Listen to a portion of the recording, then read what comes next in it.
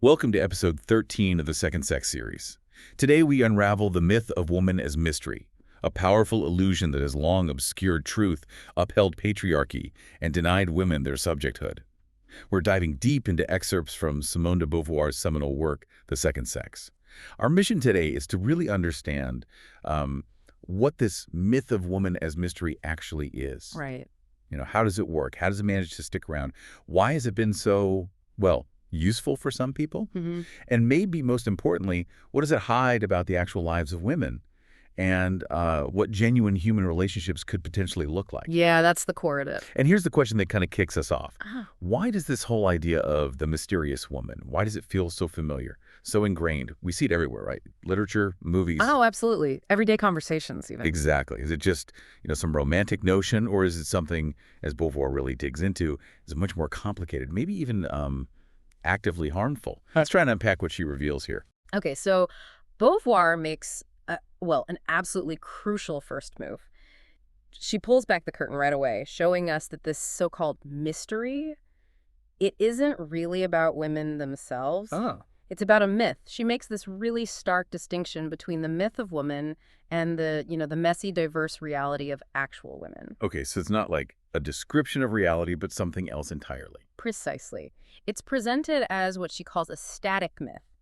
It takes certain ideas like the difference between the sexes and kind of projects them into this unchanging, transcendent idea. She calls it the eternal feminine. The eternal feminine, right? And here's where it gets really interesting and frankly quite disturbing. If real living women act in ways that completely contradict this myth, Yeah. it's the women who are seen as being wrong, not the myth itself. Beauvoir puts it very bluntly, experiential denials cannot do anything against myth. This myth has this sort of absolute truth that exists completely beyond lived reality. Wow. So the myth is the yardstick, and women are just perpetually failing to measure up, even if their own lives completely disprove the myth. That really flips everything on its head. It really does. And she contrasts this constructed myth with what she sees as the real potential relationship between the sexes. Which is? Well, for Beauvoir, that's a dynamic thing, a struggle of consciousnesses where each person is a subject, right? Striving for recognition, for mutual freedom, for reciprocity. That's where the potential for authentic drama, real love, real friendship lies. Okay. But the myth, by creating woman as this absolute other, it just refuses to see her as a subject, as an equal peer. It denies that whole potential for genuine back and forth. Okay, but hang on. If there's this single eternal feminine, why are there so many different, often contradictory ideas about what a woman is? Like the pure angel versus the scheming temptress. That seems like a paradox right there. It is a paradox. And that's exactly the perplexity Beauvoir highlights. Mythic thinking tries to cram all of woman into a single unifying idea, but the reality of women is just vast and diverse. Right. So this leads to a pileup of incompatible myths. She uses this analogy of the ancient sophists being baffled by how one person could be both light and dark. Ah, okay. So men, looking at these conflicting archetypes, the saintly mother versus the cruel stepmother, the angelic virgin versus the, perverse one, they become bewildered by the very idea of femininity itself, which just adds to this sense of mystery. So these group representations just kind of solidify these opposite types. Right. This tendency to fix relations into polar opposites makes ambivalence seem like it's an intrinsic part of the eternal feminine itself. Like mother is life and death, virgin is pure spirit or devilish. Right. And while real concrete experiences can be complex and ambiguous, she mentions famous courtesans like Hypatia or Madame de Pompadour, who might swindle rich men but also support artists. Yeah, complex characters. Exactly. But when you project this onto mythological absolutes like the praying mantis or Beatrice, the ambiguity becomes just profoundly confusing, and it feeds this whole mystery narrative. And society just sort of picks and chooses which myths it likes. Based on its needs, yeah. Society and individuals, they latch onto certain myths based on what serves their existing values and institutions, like paternalism, for example. How so? Well, a society that wants women confined to the domestic sphere conveniently defines woman through myths centered on sentiment, interiority, immanence, just being, rather than, acting in the world. Eminence. That word, it feels like being trapped or stuck, doesn't it? It really does.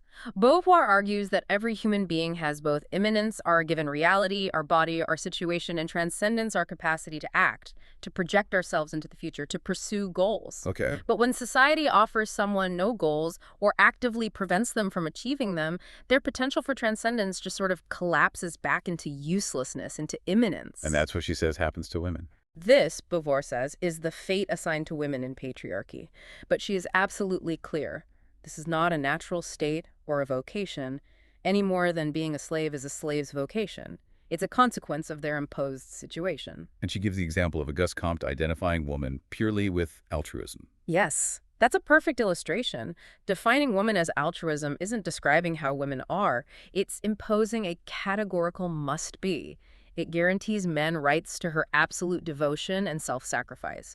It serves a societal need, not the truth of women's diverse natures. Okay, so can we maybe clarify the difference between like grasping something real and concrete, say looking at a female body, versus spinning off into this mythic mystery stuff? That's a great point. Beauvoir distinguishes between what she calls signification and a transcendent idea. Signification is immanent. It's the meaning revealed in a living experience. Wait, like what? Like when Misha Laris describes female anatomy, or when you personally experience wonder at the feminine body, or have a recoil from menstrual blood, or perceive the voluptuousness of flesh compared to, I don't know, flowers or pebbles that's apprehending concrete reality, you're grasping meaning that arises from lived experience. There's nothing mythical about that at all. But saying something like, woman is flesh, night, death. That's abandoning concrete reality for what she calls an empty sky. That's myth, a transcendent idea that just floats above lived experience. I see. And while it's true that women, like men, are rooted in nature and tied to the species through reproduction, our given reality is taken up and transformed by our existence. We belong to the human realm. To simply equate women with nature is a fundamental prejudice, really. It's a way of denying their full humanity and their transcendence. So this myth of feminine mystery, it isn't just abstract thinking. Beauvoir says it's deeply rooted because it's actually advantageous for men. How does that work? This is really a core insight of hers. First, it's an incredibly convenient out. If a man doesn't understand a woman, instead of acknowledging his own ignorance or, his subjective deficiency, he can just claim there's an objective resistance. She's inherently mysterious. It's her fault, not his lack of understanding. Exactly. Beauvoir points out this conveniently flatters both his laziness and his vanity. Right. It's a built-in excuse. It is. It also helps smooth over behavior he might find difficult or undesirable. Capricious actions, illogical statements. Just the mystery of women, And, perhaps most profoundly, it allows him to maintain what Kierkegaard called a negative relation. Faced with this supposed living enigma, the man remains kind of isolated in his own head, playing out his subjective game of dreams, fears, hopes, desires. So he doesn't have to actually engage. Beauvoir argues the self-contained subjective experience is often more appealing to men than the, frankly, hard work, the risk, the demands of an authentic, reciprocal relationship with another independent human being. The myth allows him to avoid truly confronting another freedom. That's powerful. It sounds like it's less about women actually being mysterious and more about this myth serving as a shield for men, maybe, to avoid the difficulty of genuine connection with an equal. Precisely. It allows him to remain the sole subject, with her as the incomprehensible object. The source even references Balzac, noting that nature has made her for your use, made her to bear all, and that laws were written under the principle of woe to the vanquished. That starkly highlights the power dynamic, doesn't it? And the inherent advantage for the dominant group. Okay, but isn't there some level of mystery between any two people? I mean, we can't ever fully get inside another person's head, right? Yeah. Men don't know what childbirth feels like. Women don't know male eroticism in exactly the same way. Beauvoir absolutely acknowledges this. She quotes Maeterlinck saying, "Woman is mysterious like everyone. Each person is a subject only to themselves. Their inner experience, their immanence, is indeed opaque to others. There's a mutual ignorance regarding specific physiological and subjective experiences." So there's a reciprocal mystery inherent in just being conscious subjects. Yes, in that fundamental sense. But Beauvoir points out that men, often regarding their own perspective as the absolute standard, tend to overlook this reciprocity. Because she's a mystery for him, woman is then deemed mystery in herself, as intrinsically unknowable. Ah, so it becomes apologized in her. Kind of, yeah. She's singled out for this mutual opacity. Beauvoir even suggests a woman's unique situation, her complex physiological destiny, her feeling of alienation perhaps from her own body, might even make the universal human enigma of facticity and freedom particularly acute for her, amplifying the sense of being an enigma, maybe even to herself sometimes. But the mythical mystery, the one we started with, that's something different. Fundamentally different. It's not about subjective solitude or the secrets of the body. The mythical mystery is about communication that fails to appear, a presence that is there but somehow obscured, hidden. Uh-huh. Saying woman is a mystery isn't claiming she's silent, it's that her language is not heard. Yeah. She's hidden beneath veils, implying this fundamental ambiguity of the Sphinx figure, right? Is she an angel, a demon, an actress? The myth insists that either the answers are impossible or no single answer is adequate because a fundamental inherent ambiguity defines her very being. And Beauvoir asks why it's awkward for a woman to define herself. What's the link there? Because, she argues, an existent is what they do. Our essence isn't predetermined. We are what we make of ourselves through our actions, our projects, our transcendence. Okay. You can say a woman is a brilliant scientist or a skilled farmer. Those are objective qualities based on her acts. But if you consider a woman purely in her immanent presence, her being before she acts, well, nothing definitive can really be said about her. She exists outside the realm of definable qualities in that sense. And this connects back to her situation you mentioned earlier. Absolutely. In relationships where a woman is cast as the vassal, the other, which was typical in many traditional amorous or conjugal dynamics, she is primarily grasped in her immanence, her being. In that context, she appears mysterious. Yeah. But here's the critical twist Beauvoir reveals. The woman friend, the colleague, the associate, she is, the source states, without mystery. That's a really clear contrast. So the mystery isn't inherent to her sex at all, but to her social or economic position. That's the conclusion Beauvoir draws, yes. And to prove it's about situation, not sex, she asks, what happens if a man is the vassal to someone older or richer? He becomes mysterious in that dynamic. So the infrastructure of this feminine mystery is at its core economic and situational. It's tied to who holds the power and privilege. So the man's privileged position allows him to What? show his feelings more clearly. In a way, yes. He can often express love actively through his actions, providing, helping, giving status, gifts, time. His feelings are made legible through his behavior, his doing. A woman, often lacking these means, might passively submit to moods or express herself in ways that aren't easily read by the dominant paradigm, making her seem ambiguous or mysterious. Unless she has the power. Exactly. Only in those rare instances where she holds economic or social power is the mystery reversed, Beauvoir suggests. And this also ties into the idea of block transcendence we touched on earlier. Yes, precisely. For many women throughout history, the paths to acting in the world, to making themselves be something through projects, were blocked. Because they were prevented from meaningful action in the public sphere, they didn't objectively make themselves into anything tangible in that way. So they turn inward. This leads to a kind of futile internal questioning about what they are, their secret essence. But Beauvoir states pretty starkly that secret essence doesn't actually exist. Her perceived mystery, in this sense, often conceals an emptiness created by that blocked potential. And the source also notes that, like other oppressed groups, women learn to dissimulate, to hide things. Of course. Slaves, servants, anyone who depends on a master's whim learns to hide their true feelings, right? To present a facade, an immutable smile, an enigmatic impassivity. Makes sense. Beauvoir says women are taught from adolescence to lie, to use cunning, to outsmart or sidestep men, to be prudent, hypocritical, to play act. This learned behavior of concealing her inner world, born out of her situation, certainly contributes to the perception of mystery. But the mythical mystery, the big one, is presented as something even deeper than just hiding feelings, isn't it? It is. It's linked directly to the idea of the absolute other. For genuine reciprocity to seem impossible, the other has to be seen as alien even to itself. Their subjectivity has to be fundamentally affected by alterity, by being different, foreign. An alienated consciousness. That's the term, yeah. An absolute mystery in itself. And Beauvoir makes a very stark comparison here. This kind of mystery belongs to the slave, she says, not the master. She contrasts the mystery projected onto the black person or the yellow person, seen as inessential others, with the American citizen or the male who are on the side of the master and are not typically labeled mysterious in this fundamental way. Maybe just not understood, but not inherently unknowable. So mystery becomes a label applied to those in subordinate positions, basically to reinforce their perceived otherness and distance. Within this framework, yes. And Beauvoir argues this positive reality of the mystery is nothing more than a mirage. It exists only in a twilight of bad faith, as she puts it. It just evaporates under scrutiny. How so? Well, she points out that literature rarely succeeds in creating genuinely mysterious women characters. Those who seem enigmatic initially, like in some detective novels perhaps, they turn out to have simple, explainable motives. They're a spy, they're a thief.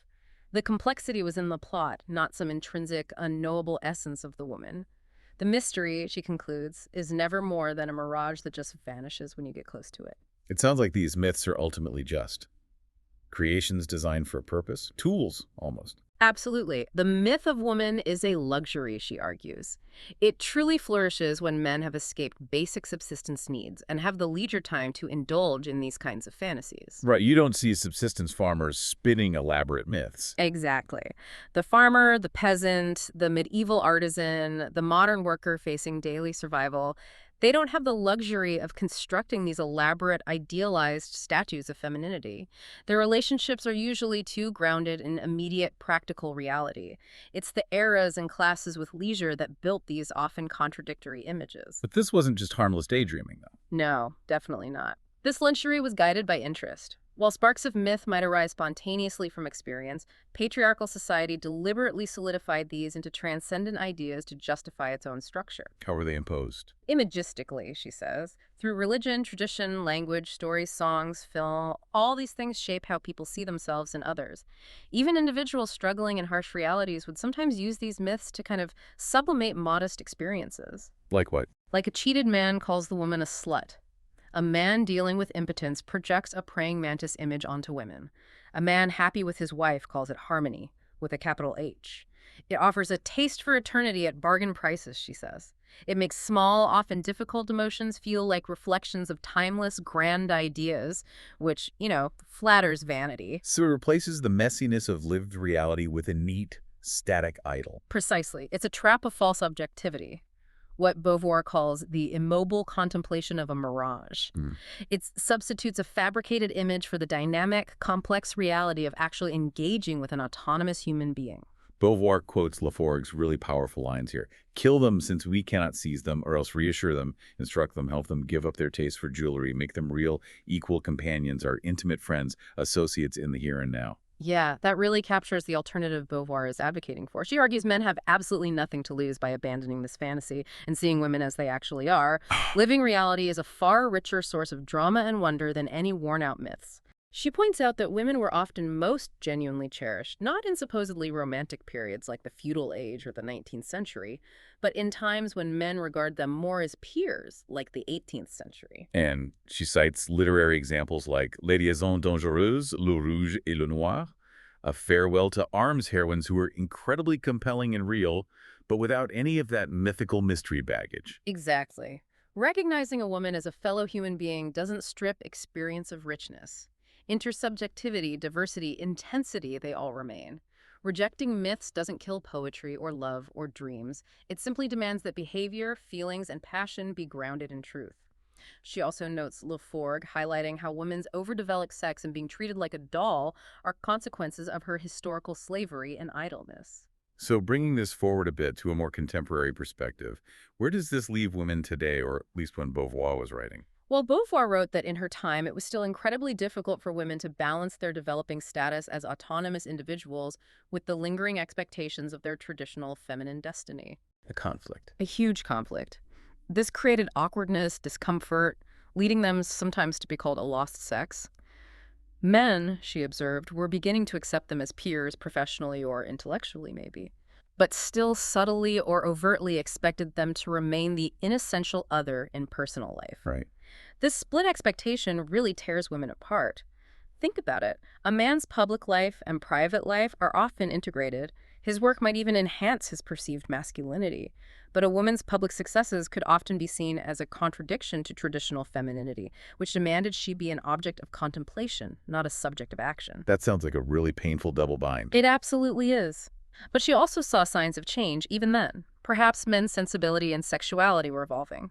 A new aesthetic was emerging, favoring a slimmer, toned body that suggested activity and transcendence, maybe a tan like a worker, rather than an opulent, purely decorative ideal. Clothes became more practical but could still highlight the body, and the idea of a woman successfully holding a typically man's office while still being desirable was becoming maybe less scandalous. She pondered if this could lead to a new eroticism, and perhaps eventually new myths grounded in a different, more equal reality. So there's difficulty, certainly, but also maybe some hope for revolution. Yes. It's always more comfortable, she notes, to endure blind bondage, just sticking to the familiar myths and structures, than to actually work for genuine liberation. That's hard work. For everyone involved. For everyone, but turning back, she asserts, is impossible and undesirable. The hope lies in men fully embracing the changing situation without reservation, so women are no longer forced into this contradictory position, no longer torn between being an autonomous subject and the expected other. Like that Laforgue vision you mentioned, of women being our brothers, our closest brothers, without ulterior motives of exploitation. When will we give to each other a true handshake? Exactly that. And Breton's idea of Melusina rescued no longer a mythical creature, but finding her human base when freed from the fate men imposed. And Rimbaud's really powerful prophecy that woman will be fully human when woman's infinite servitude is broken, when she lives for herself and by herself, man abominable until now, giving her her freedom. The hope is for a future built on truth, recognition, and genuine reciprocity, free from the mystifying veils of the past. So just to wrap things up then, Beauvoir argues pretty forcefully that this myth of woman as mystery isn't some deep truth about female unknowability at all. It's really a deliberate and deeply advantageous construction. It serves patriarchal interests. It's used as a way for men to sidestep the difficulty, maybe the vulnerability, of genuine reciprocal relationships with with a peer. By positioning women as this other who is conveniently impossible to fully grasp or engage with on equal footing. And it's crucial to remember it's distinct from that natural mutual opacity that exists between all subjective human experiences. That's different. Right. And the core takeaway here feels really profound. Letting go of this myth, truly seeing women as peers, as autonomous individuals grounded in the truth of their own existence. It doesn't impoverish our experience. Beauvoir argues it does the exact opposite. Yeah, it clears the way for much richer, more authentic connections, drama, and love than any tired, convenient myth ever could possibly offer. So if the myth of woman as mystery is fundamentally tied to her historical position as the other, or the one in a subordinate situation, it does raise a larger question for you to think about. Where else in society do we create mystery around those in less powerful positions? And how does that act of mystification maybe prevent us from seeing their full humanity and engaging in true reciprocity? Something to consider as you navigate the world.